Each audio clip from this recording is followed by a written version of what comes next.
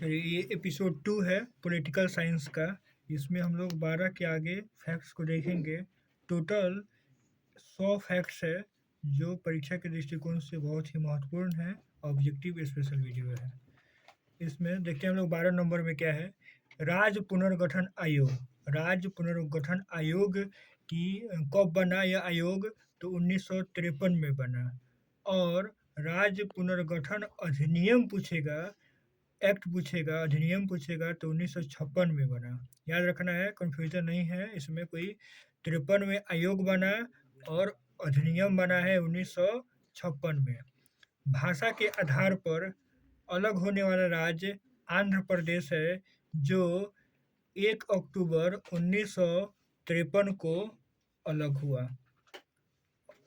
राज्य पुनर्गठन आयोग के अध्यक्ष फजल अली थे, याद रखना है। 13 नंबर में भारत का पहला आम चुनाव 1952 में हुआ। दूसरा आम चुनाव मतलब लोकसभा का चुनाव, दूसरा हुआ 1957 में। और 2019 में जो लोकसभा का चुनाव हुआ था वह 17वां था। और 2024 में जो होने वाला है वो 18वां आम चुनाव है, लोकसभा चुनाव है। इसको याद रखेंगे, आ सकता है। भारतीय जनसंघ के संस्थापक कौन है? तो श्यामा प्रसाद मुखर्जी हैं। भारत का पहला संविधान भारत का संविधान कब लागू हुआ? तो 26 नवंबर 1949 को बना। और इसे लागू भी यही माना जाता है कि 26 नवंबर 1949 को लागू भी हुआ। बनकर तैयार हो गया, लागू हो गया। संविधान दिवस कब मनाया जाता है? तो 26 नवंबर को मनाया जाता है। मंडल आयोग के अध्यक्ष कौन थे? तो बीपी मंडल थे। बीपी मंडल मतलब बिंदेश्वरी प्रसाद मंडल। बीपी मतलब बिंदेश्वरी प्रसाद मंडल।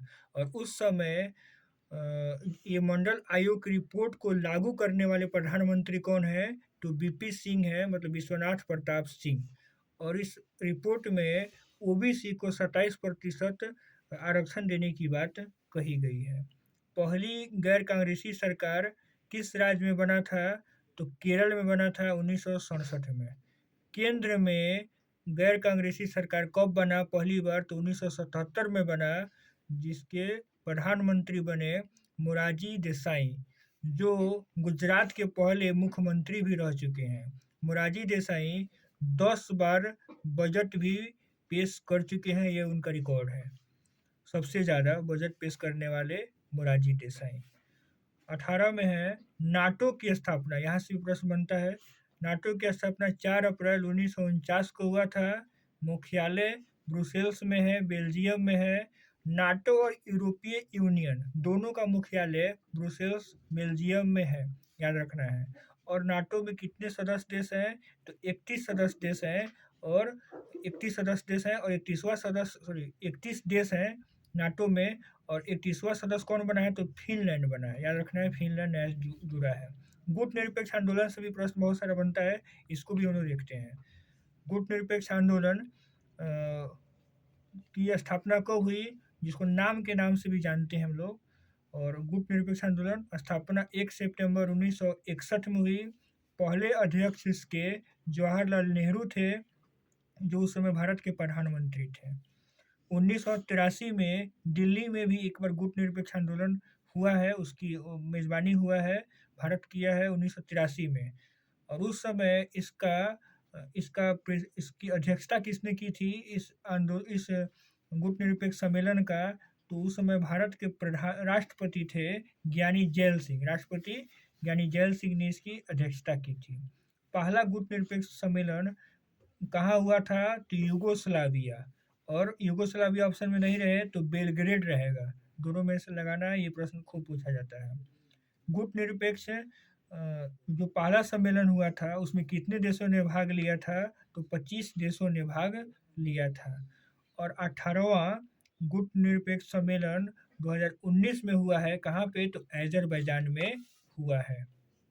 20 नंबर में ब्रिटेन वुड्स सम्मेलन। ब्रिटेन वुड्स सम्मेलन कब हुआ? तो 1944 में भी प्रश्न खूब पूछा जाता है। ब्रिटेन वुड्स सम्मेलन में क्या हुआ कि 2 अंतर्राष्ट्रीय संगठन की स्थापना हुई। पहला था IMF और दूसरा था विश्व बैंक। पहला था आईएमएफ और दूसरा था विश्व बैंक। आईएमएफ और विश्व बैंक की स्थापना कब हुई? तो 1945 में हुई। और ब्रिटेन वुड्स सम्मेलन कब हुआ? तो 1944 में। अगले साल, उसके अगले साल क्या हो गया? तो आईएमएफ और विश्व बैंक दोनों की स्थापना हुई।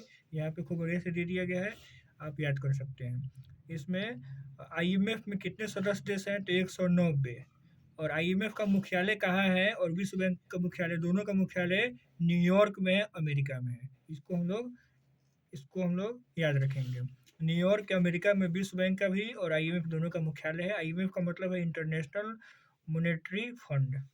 दोनों पैसा के लिए आपातकालीन स्थिति को देखने के लिए बनाया गया है। राज्यसभा के सदस्य, राज्यसभा के सदस्यों का कार्यकाल 6 वर्षों का होता है, जबकि और विधान परिषद, जो राज्यों में विधान परिषद होती है, उसकी भी कार्यकाल 6 वर्षों का होता है। राज्यसभा के सदस्य या विधान परिषद के सदस्य की न्यूनतम उम्र कितना है बनने के लिए? तो 30 वर्ष, ये भी याद रखना है। विधान परिषद में कम से कम कितने सीटों की बात की गई है? तो 40 सीट, जबकि विधान सभा में 60। याद रखना है, विधानसभा में मिनिमम सीट कितना रहता है? तो 60, और विधान परिषद में 40। प्रत्येक 2 वर्षों में 1/3 सदस्य सेवानिवृत्त हो जाते हैं, उनके जगह पे फिर नए लोगों की नियुक्ति कराई जाती है। 22 में है सोवियत संघ। सोवियत संघ 1945 से लेकर 1991 तक चला। ऐसे ऐसे 1922 में ही इसकी स्थापना हो चुकी थी, लेकिन अमूमन माना जाता है कि द्वितीय विश्व युद्ध के बाद यह अस्थायी रूप से काम करने लगा। 1945, 1991, 1991 में इसका विघटन हो गया। 1991 में कब विघटन हुआ? तो 25 दिसंबर को इसका विघटन हुआ है। सोवियत संघ का नेतृत्व कौन देश करता है? कर रहा था तो रूस कर रहा था। और सोवियत संघ का विघटन कौन किया? तो मिखाइल गोर्बाचेव, जो रूस के राष्ट्रपति थे उस समय। सबसे पहले सोवियत संघ से अलग कौन हुआ देश? तो यूगोस्लाविया। ये भी प्रश्न खूब पूछा जाता है। 23 नंबर में लोग देखेंगे कि ऑपरेशन स्टॉर्म क्या है। और ऑपरेशन स्टॉर्म खाड़ी युद्ध से संबंधित है। खाड़ी देशों में जो युद्ध छिड़ा हुआ था उससे संबंधित है ऑपरेशन स्टॉर्म। और thunder desert thunder desert operation भी खाड़ी युद्धों से संबंधित है। ऑपरेशन पोलो हैदराबाद की विलय के लिए भारत सरकार ने चलाई थी, इसको भी याद रखेंगे, ये भी प्रश्न पूछा जाता है। ताशकंद समझौता 1966 में उज्बेकिस्तान में हुआ था। उज्बेकिस्तान का एक शहर है ताशकंद, वहीं पे समझौता हुआ था। भारत और चाइना को लेकर दोनों देशों के मध्य में समझौता हुआ था। इस समझौता के लिए भारत के प्रधानमंत्री लाल बहादुर शास्त्री इस समझौता के लिए ताशकंद गए थे और वहीं पे उनकी हार्ट अटैक से मृत्यु हो गई। ये भी याद रखेंगे, पूरा बात याद रहेगा। मौलिक कर्तव्य 42वें संविधान संशोधन के तहत जोड़ा गया। 42वें संविधान संशोधन कब आया? तो 1976 में आया, इसको भी याद रखेंगे। शुरुआत में जब मौलिक कर्तव्य को जोड़ा गया तो उस समय कितने मौलिक कर्तव्य थे? तो 10। 86वें संविधान संशोधन करके 2002 में एक और मौलिक कर्तव्यों को जोड़ा गया। उसके बाद वर्तमान में मौलिक कर्तव्यों की संख्या 11 हो गई है। जब बना उस समय मौलिक कर्तव्य 10 थे। याद रखना है 86वें संविधान संशोधन 2002, जिसमें कहा गया कि 6 वर्ष से लेकर 14 वर्ष के बच्चों को उसके माँ बाप को, पेरेंट्स का दायित्व होगा कि उसको पढ़ने के लिए स्कूल भेजे। रूस से लिया गया है मौलिक कर्तव्य का कंसेप्ट को, और 42वें संविधान संशोधन में ही धर्मनिरपेक्षता, समाजवाद शब्दों को जोड़ा गया। एक और प्रश्न बनता है कि पेरेस्ट्रोइका और ग्लासनोस्ट क्या है? तो यह एक अर्थव्यवस्था से संबंधित, आर्थिक नीति से संबंधित एक कंसेप्ट है जिसे मिखाइल गोर्बाचेव ने दिया है, जो रूस के राष्ट्रपति थे।